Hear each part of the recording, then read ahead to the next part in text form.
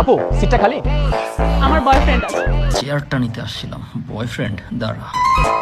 আপনার যে বয়ফ্রেন্ড আছে সেটা আমি জানি। আপনার বয়ফ্রেন্ড আমার গার্লফ্রেন্ডকে ডিস্টার্ব করে, আর সেটা জানানোর জন্য আপনার কাছে আমি আসছি। আপনি ভাবতেছেন আপনাকে আমি প্রপোজ করতেছি, তাই না? আরে কি ব্যাপার, তুমি এখনো অর্ডার দাও নাই? আরে এই লোকটাকে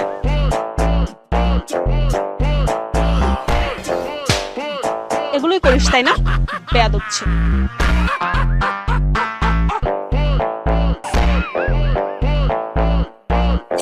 ভাইয়া, আপনার কথা শোনার পরে না মেয়েটা কিরকম জানি রেগে গেল। আমার মনে হয় না যে মেয়েটা সুবিধার হবে। তারপরও শুধু আপনার জন্য, শুধুমাত্র আপনার জন্য আমি মেয়েটাকে বোঝানোর চেষ্টা করছি। আপনি একটা মিনিট বসেন। হ্যাঁ, ঠিক আছে, দেখেন হয় হ্যাঁ।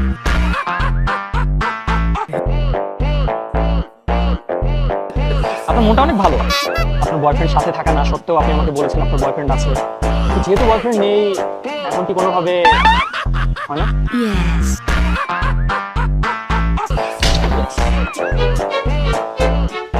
ভাই আসলে হয়েছে কি, আপনার ব্যাপারে ওকে অনেক কনভিন্স করা ট্রাই করলাম, কিন্তু কোনোভাবে মানতেছে না। তো আমার মনে হয় কি যে আপনি লিভ নিয়ে নেন।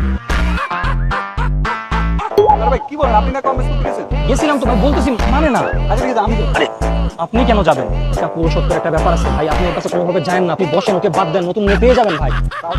ইয়েস। একটা মানুষ কিভাবে এত জঘন্য মন মানসিকতা হয় আমার জানা। ওনাকে আমি দ্বিতীয়বার গিয়ে বোঝালাম, উনি কোনোভাবে রাজি হচ্ছে। যাই হোক, কোনোভাবে যদি আপনার সাথে আমার হয়েও যায়, আপনি ওই এক্সের কথা মনে করে আমার কাঁধে মাথা রেখে কখনো কান্না করতে পারবেন না। ডিল? একটু আগে কি যেন বলতেছিলেন যে আপনার বয়ফ্রেন্ড আছে? বয়ফ্রেন্ড আছে এখন? বাবু বাবু বাবু